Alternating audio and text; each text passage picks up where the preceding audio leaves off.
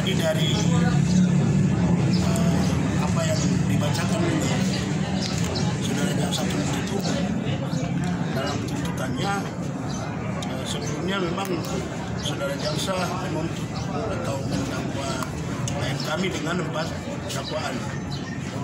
Dari 4 dakwaan tersebut, pertama itu melanggar pasal 106 KUHP junto 55, yang berikutnya pasal 110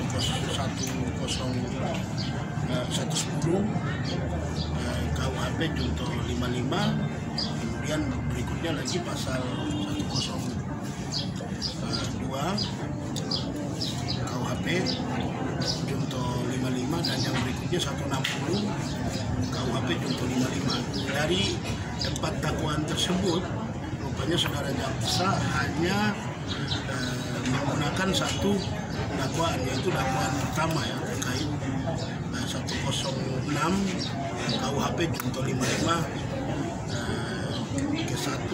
ayat 1 ke 1.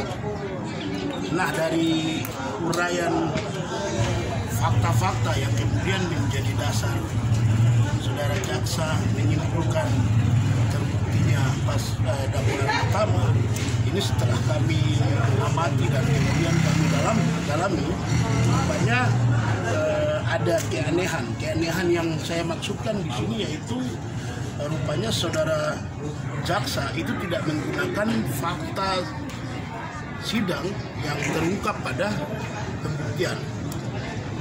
Dan dari uraian yang kemudian disebutkan berkaitan dengan unsur-unsur pada pasal 106 contoh pasal 55 itu mayoritas diambil dari keterangan dalam berkas perkara sebelumnya. Sementara fakta sidang itu dia tidak menguraikan secara banyak. Nah, bukti yang bisa kita tunjukkan terkait dia tidak menggunakan fakta sidang itu terlihat melalui fakta di mana beberapa saksi memberatkan yang dihadirkan itu kan mayoritas menyebutkan dalam sidang bahwa tidak pernah melihat saudara Victor Freddy Kemo pada tanggal 19. Lihat pun masih samar-samar karena terpeleh, dan itu diragukan keterangan mereka.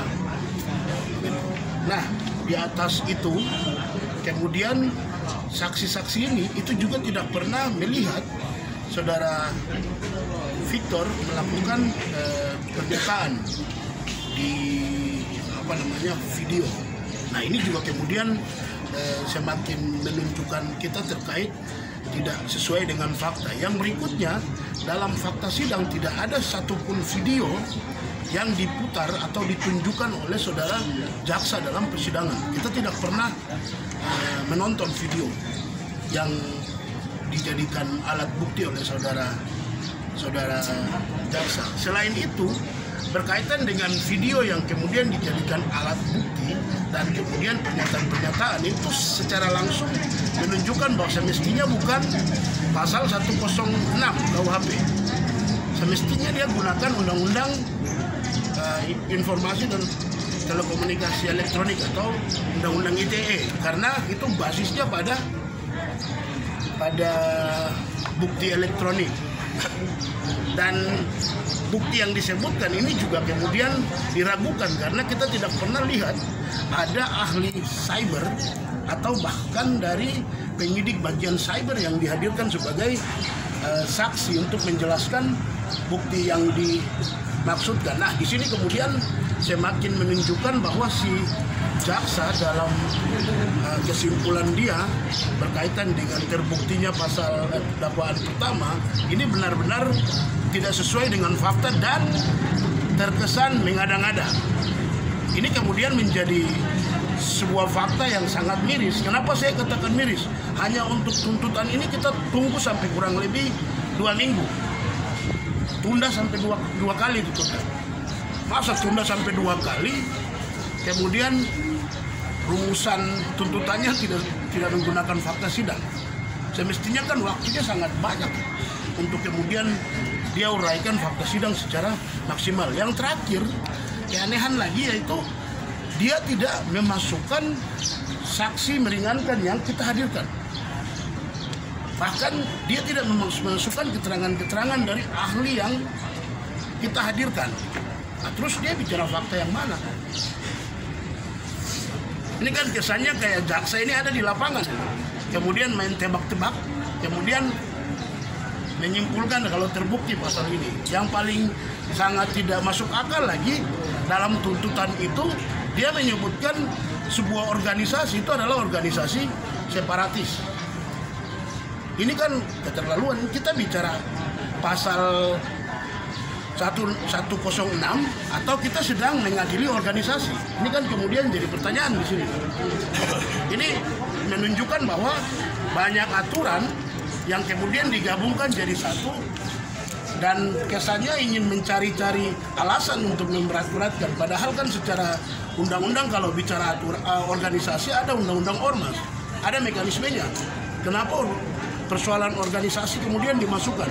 Tapi melalui itu kita kemudian sampai pada satu kesimpulan bahwa perkara ini adalah murni rekayasa. Makanya digali terkait fakta klien kami yang terjadi pada tahun 2009. Keterkaitan dengan klien kami berafiliasi dalam sebuah organisasi. Bahkan organisasi itu disimpulkan sendiri secara subjektif oleh saudara jaksa tanpa mengikuti undang-undang ormas. Ini yang saya pikir sudah tidak sesuai fakta dan menunjukkan ketidakprofesionalan saudara jaksa dalam membuat tuntutan, padahal waktunya sangat lama. Begitu. Nah, atas tuntutan tadi yang sangat banyak keanehan itu, kami dari kuasa hukum sudah bersepakat untuk kemudian akan menjawab secara tertulis pledoinya, dan juga klien kami juga akan buat secara tertulis dan klien kami sendiri akan bacakan, kemudian kami juga akan bacakan. Dan waktu untuk membacakan pledoi itu pada hari Selasa tanggal 2 Mei 2023. Dan selanjutnya kalau ada yang ingin disampaikan.